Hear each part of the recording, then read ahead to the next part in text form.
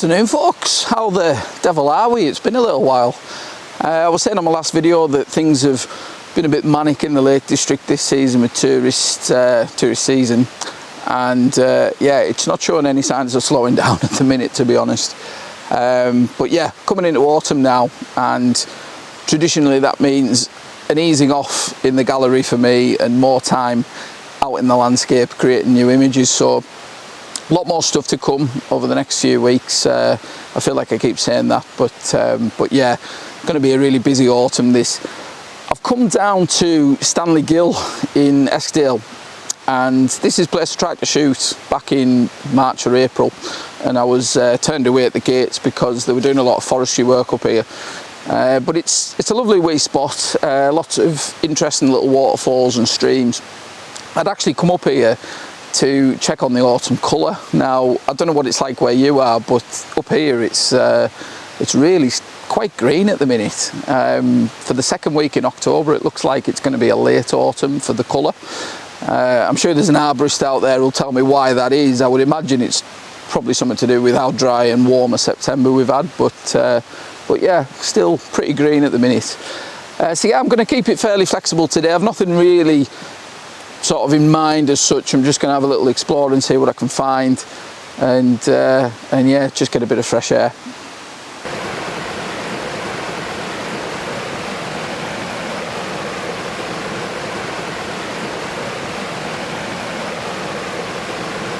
All right, first shot of the day here. I've just come away from the stream a little bit because it's quite loud. It's really piling down here, the water. We've had loads of rainfall over this past sort of week or so, which made coming here a good candidate, really. This shot, I'm not 100% sure it works, to be honest. It's a bit of an opener, should we say. But I was attracted to these lovely red rocks that we've got in the foreground. They make a really good candidate for using the polarizer here. You can see the effect that the polarizer is having, and it's giving us a nice colour contrast between these red rocks and then the mossy greens and the little hint of autumn colour that we're getting in the top of the canopy here.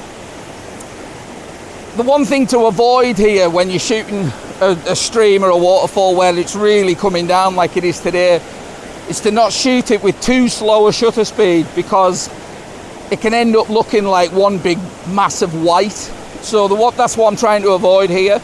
I've upped my ISO a little bit just to get my shutter speed up to about a fifth or a sixth of a second, and that's going to give me a little bit of movement in the water without it turning into one big sort of foamy mess, really.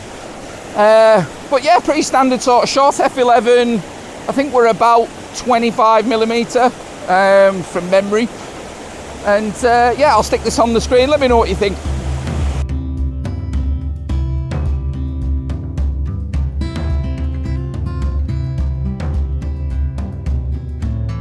Well, that's a bit of a disappointment. Just saw a sign back there saying that the upper falls are closed off again for maintenance, which is a real shame because they're a really nice sort of centrepiece to this river that flows down here, and I was hoping to shoot them today, but what can you do? This composition I've had my eye on for quite a long time, and I've never actually gotten around to shoot it. I've been looking at it for about 5 years. And yeah, I think today's the day I'll finally take a photo of it. It's only really possible when you've had a lot of rainfall like we've had recently. So we've got these lovely two streams of water running down here, and then in the foreground I'm using this fern as a nice bit of foreground interest. Now I'm going to shoot one further back because it's one of these where when I'm shooting it here I think it works, but it might be a little dominant. I'm not 100% sure, so I'm going to shoot two versions and I'll put them both on the screen for comparison. Same as before, same sort of shutter speed, around about a fifth, sixth of a second. I want to show a little bit of movement in the water. Polarizer on. I'm having to focus stack this first one with the ferns, the second one won't be. And yeah, it's got a very sort of rainforesty feel to this, I think.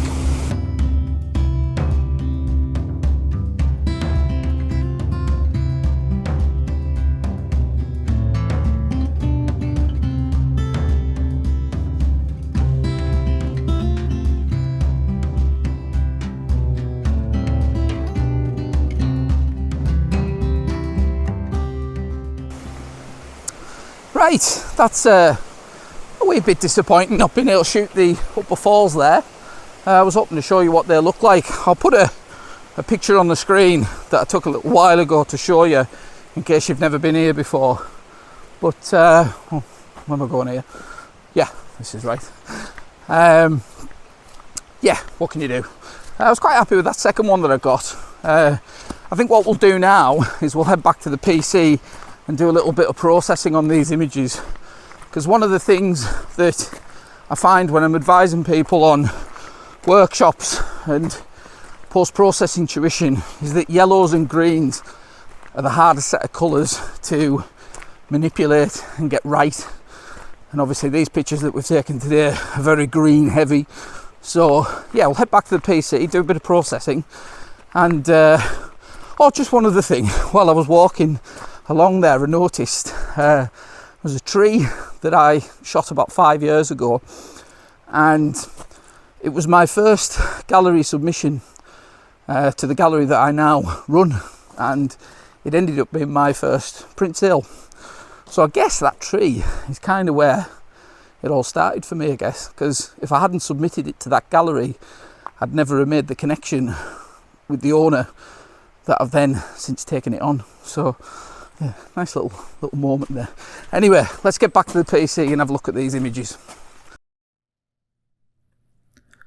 Okay, so we're back at the PC and I'm pleasantly surprised by this image. When I took it, I kind of took it as a bit of a throwaway image, to be honest, but I like the overall scene here, even if it necessarily isn't the sort of thing that I normally shoot. This, I'll be honest, was more of a recce to check on the autumn colour with the hope of coming back here in a few weeks. But this scene here on the screen I actually quite like, so I may return to this one, I think. I'm just going to go through a quick edit of it, mainly just to address the editing of the yellows and greens, because it's one of the things that I see a lot of people struggling with. But a couple of fairly sort of basic adjustments can address that and stop those greens looking a bit muddy, which I see a lot of. So first of all, looking at this image, you can see that it's underexposed. Now that's deliberate. I wanted to have a faster shutter speed here, and I know that the Z7 can handle the shadow detail in this file, absolutely no issue. So first of all, I'm just going to bring the exposure up. Now I'm just going to type this in because I know exactly what it should be from my previous edit, which is, I think I had it 1 1/3 stops, which is about there. Now you can see that's blown the highlights in the water out, but I'll deal with that in a moment. The first thing though is that even though I 90% of the time work in a daylight white balance, which is pretty cool, I think overall this image still needs to be cooled down even further. I can see a little bit of a magenta sort of cast running right over the screen here. So I'm just going to cool this down. I think I had it at 5150, and I just nudged the tint back towards green a little bit. Now I think that is a much better starting point to work from here. But I mentioned there about the whites in the water, that they need to be sorted out. So I'm just going to pull the highlights down just about there, just to bring all that detail back. Now what that's done is it's also brought the highlight detail down in both the tree canopy and also in some of these red rocks in the foreground. So I'm going to address those selectively here. So first of all, I'll just draw a gradient filter over the top part of the image, and just see this bit highlighted here. And all I'm going to do is just pull the whites up a little bit, just to brighten them up and get that back to roughly where they were. And in the bottom half of the image, same again, I'm just going to pull the whites up a little bit on those red rocks, but also I'm going to draw another gradient from the bottom left hand corner, and I'm just going to pull the shadows up a little bit because it's looking a little bit dark in that bottom left hand corner. So there's something about there. So already this image is starting to look much better than it was when we started. The next thing I want to do, because it's still looking a little on the flat side, is I want to introduce a bit more contrast. Typically, a lot of people tend to use these whites and blacks sliders. The sort of standard approach is to hold the Alt key and just pull the whites up until you start to see them sort of clipping here. You can do that. There's no real issue there. I tend to use the tone curve just because you can be a little bit more targeted with it. So looking at my histogram, you can see how it's bunched up on the left-hand side here in the shadows. I don't really want to add any more contrast into the dark areas. It's mainly just giving the whole image a little bit of a lift. So all I'm going to do is just pull this white point in a little bit, just about there. And you can see that has the effect of just adding in a bit more contrast in the brighter areas. So this is starting to look pretty good. We haven't really addressed the colours yet though. Now, I touched on earlier about greens and yellows being a tricky sort of set of colours to edit. Our eyes, when we're out in the field, can see many different shades of yellow and green, obviously very easily, but for the camera, it has to make a little bit of a compromise whenever you set the white balance. So what can often happen is you get the raw files back and those lovely fresh greens that you saw out in the field end up looking a little bit muddy and too yellowy. So all I want to do here is just to introduce a little bit more freshness and vibrancy into the greens, but also achieve a little bit of separation between those two colours. What I've been doing quite a lot recently is actually using this calibration panel at the bottom. A lot of people don't tend to use this much, but I've found that just playing around with these sliders can actually get you a pretty good result before you go into the HSL panel. I will touch on this panel a little bit in further videos, but my basic understanding of these is that these sliders represent the red, green and blue pixels that are on your sensor, basically, and these are the sort of values that that you've got here. So you can slide these sliders around and you can see what they're doing here. Now, that's really only affecting the greens and yellows. I'm not going to touch those two. What I think I'm going to do is just have a little play around with this blue. Now, you can see there that nudging the blue more towards blue than aqua is starting to just sort of freshen those greens up a little bit more and bring them back more towards what my eye saw, which is about there. So I'm going to leave that at about +7, and I'm just going to introduce a little bit of saturation there as well. Now the next stage is to go back up to the HSL panel and have a look at just tweaking these colours a little bit further. I'm not going to touch saturation just yet. What I'm actually going to do is look at the luminance and see if I can achieve a little bit of separation through adjusting the luminance values. If you play around with the luminance of the yellows and greens, you can see here that if I pull the luminance of the yellow up, it's actually starting to affect the areas of the water and the stones, which I don't really want too much. So if I just pull these up a little bit, just a tiny bit, and then if I have a little play around with the greens, then you can see that it's rendering a lot of the canopy of the trees there as greens rather than yellows. So what I'm actually going to do is just darken the luminance of the greens down, and what that's doing is it's just giving me a little bit more separation between these two colours.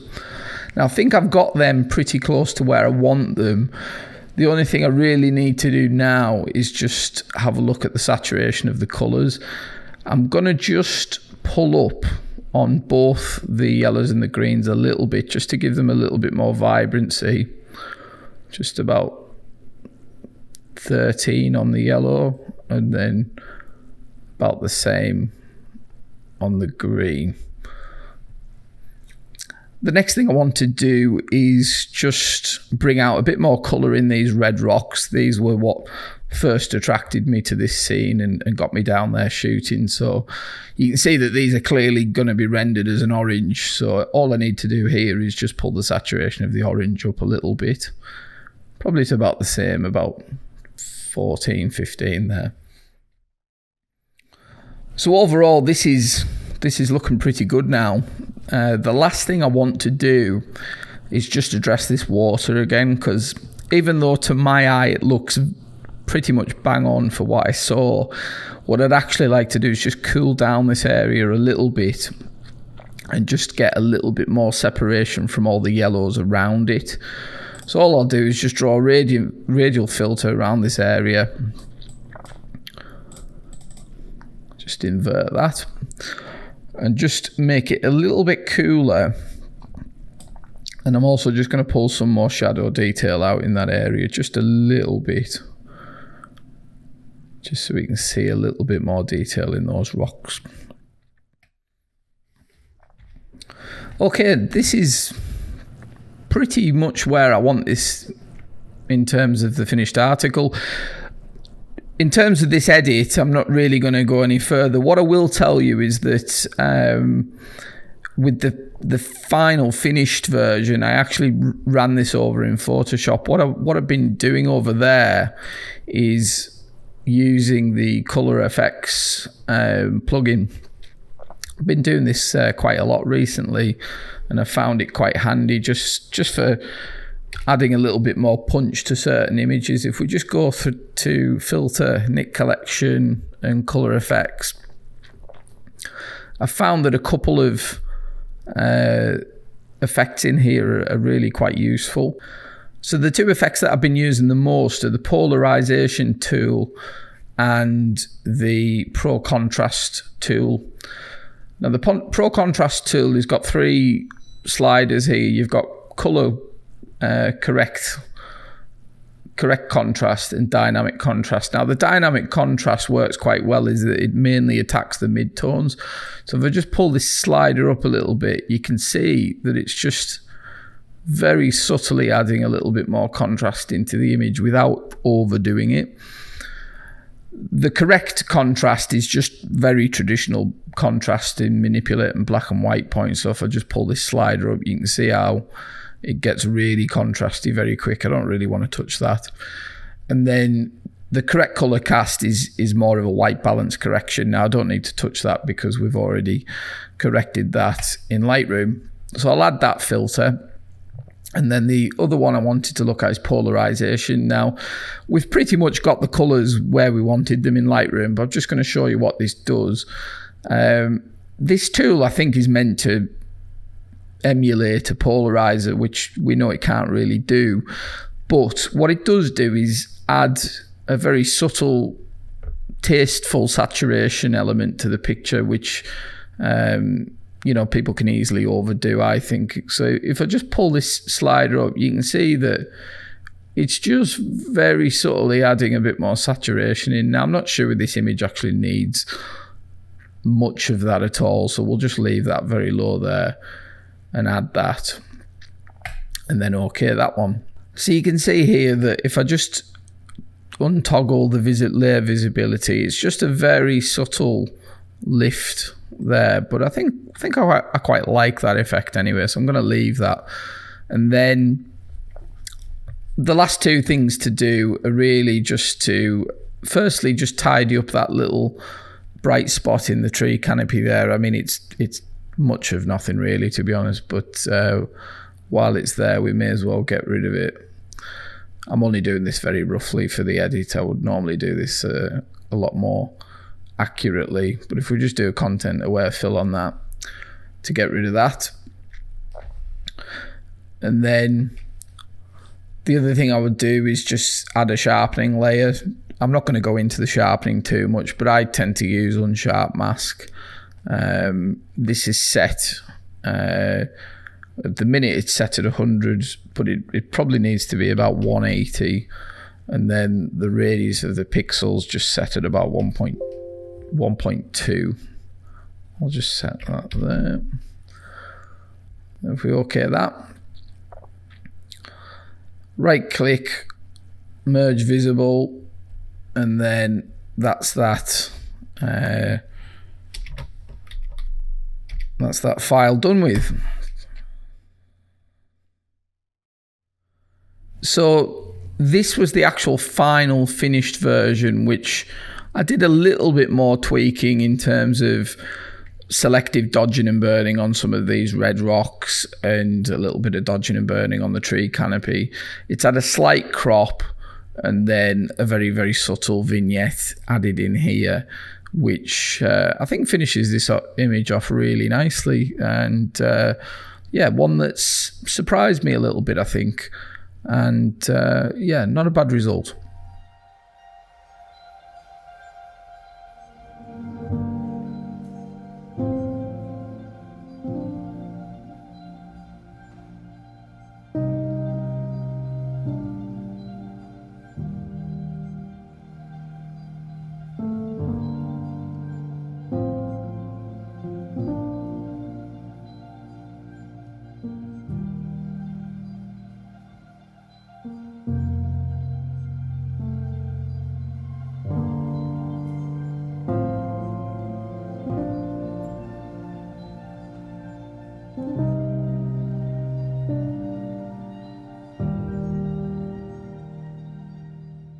Alright, so hopefully you found that interesting and of some use. It's always tricky getting accurate grains in post-processing. I know I've struggled with it in the past.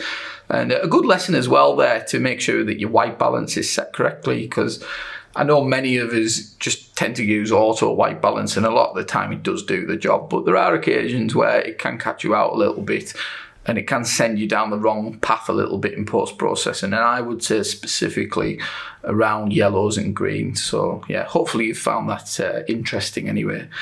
The next video I'm going to be doing a bit of a Q&A, so if you've got any questions, photography related or otherwise, leave me a comment underneath and I'll do my best to answer as many as I can in the next vlog. I will be doing it out in the field, so there'll be photography as well. I'm not going to sit behind the desk and just, you know, talk at you relentlessly. So yeah, leave a question for me. And the last thing, shameless plug for my 2022 calendar. It's on pre-order now, but it will be shipping in the next few weeks. And it's priced £15 plus postage. And I'm also, same as last year, running 3 limited edition calendars where for an extra tenner you can get a signed A4 print on fine art paper as well. So pretty good value, I would say. So have a look at that. But for now, I'm going to leave this one here. I'll catch you on the next one, hopefully very soon, because autumn is just around the corner.